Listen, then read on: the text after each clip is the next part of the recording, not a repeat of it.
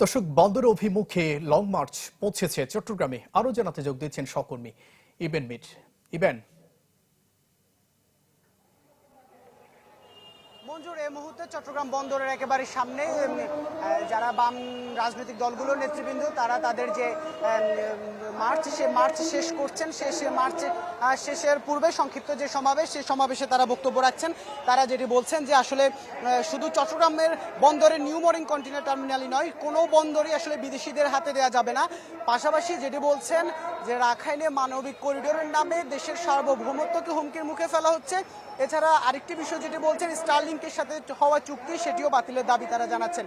এছাড়া চট্টগ্রামের ইপিজেডে যেখানে যুক্তরাষ্ট্রের সমরাস্ত্র তৈরির কারখানা নির্মাণের একটি উদ্যোগ নেওয়া হচ্ছে বলে তারা অভিযোগ করে, সেই বিষয়টিকেও তারা সার্বভৌমত্বের জন্য হুমকি বলে মনে করছেন। সেই জন্য এই সব সিদ্ধান্তের প্রতিবাদে তারা তাদের যে মার্চ, সেটি আসলে ঢাকায় গতকালকে শুরু হয়েছে, আজকে এই মুহূর্তে চট্টগ্রাম বন্দরে এসে শেষ হচ্ছে।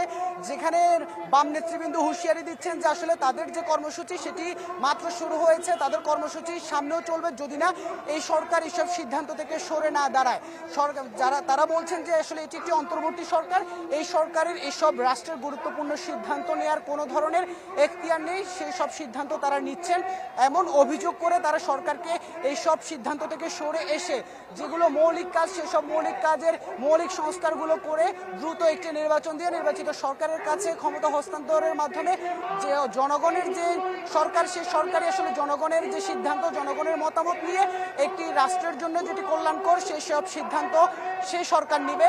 অন্তর্বর্তী সরকার যেন এইসব আত্মঘাতী সিদ্ধান্ত যেন না নেয়, সে বিষয়টি আসলে বাম নেতৃবৃন্দ বলছে।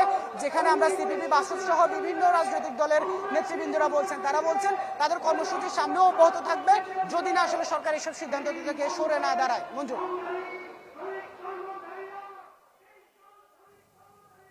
ইবেন, ধন্যবাদ আপনাকে। দর্শক, বন্দর অভিমুখে লং মার্চ পৌঁছেছে চট্টগ্রামে, সে খবর জানাচ্ছিলেন সহকর্মী ইবেন মিট।